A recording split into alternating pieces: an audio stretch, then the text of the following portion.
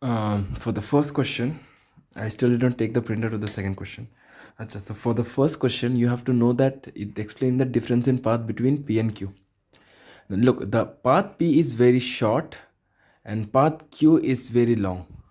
Okay, can you see this is path Q over here? Now, this is normal parabola. Okay, this takes place if when there is no air resistance.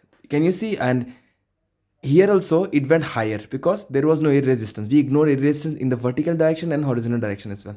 So what do you have to write? Explain the difference between path P and Q. 2 marks you have to give reason, 2 marks you have to give make a comment on it. The first thing you have to write is that there has been less distance traveled by path P.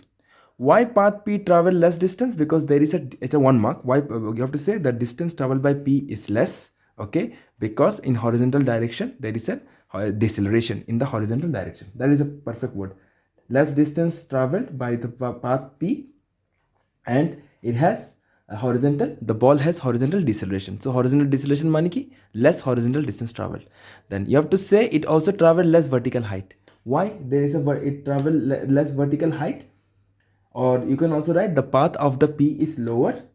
Okay, and see, in the vertical height there are two forces acting. One is air resistance, another one is the weight.